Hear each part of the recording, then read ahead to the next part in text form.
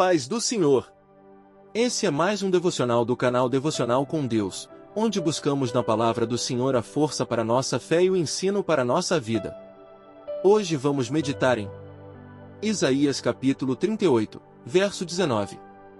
O vivente, esse te louvará como eu hoje faço, o pai aos filhos fará notória a tua fidelidade. Isaías capítulo 38, verso 19 é um versículo que nasce da emoção mais profunda de um homem que esteve à beira da morte e foi alcançado pela misericórdia de Deus.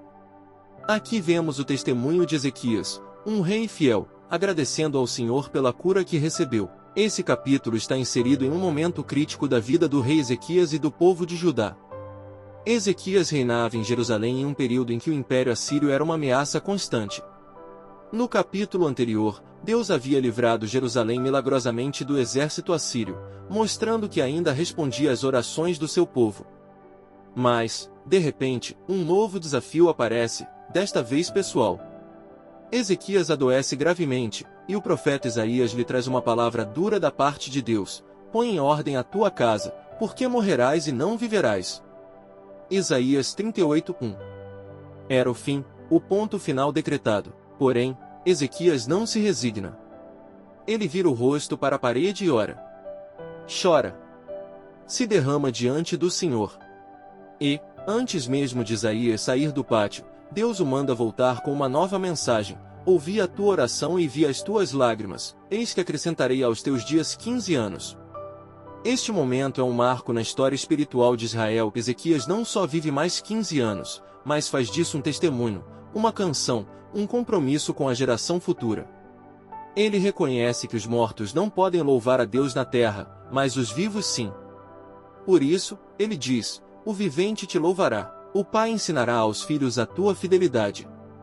Esse verso é uma convocação a tornar a fidelidade de Deus conhecida pelos nossos descendentes. Preste atenção nesse ponto de alerta. Vivemos como se a vida estivesse garantida. Mas a verdade é que cada dia é uma concessão divina. A sentença que Ezequias recebeu poderia ter sido definitiva. Quantos hoje recebem mais notícias e não têm mais tempo? Mas Deus, em sua graça, ainda estende o tempo para alguns. E o que fazem com esse tempo? O alerta é claro: não desperdice a vida que Deus te deu. Não viva como se fosse imortal nesta terra. Não ignore os momentos de choro, porque muitas vezes eles são portas para experiências poderosas com Deus. Se você está vivo hoje, é porque Deus ainda quer algo de você. E se Ele já te livrou da morte, de um acidente, de uma doença, de um vício, de um pecado que quase te destruiu, então Ele te preservou para um propósito maior: louvar, testemunhar e ensinar. Vejamos 3 pontos positivos. Primeiro, o louvor é para os vivos, aproveite enquanto há tempo.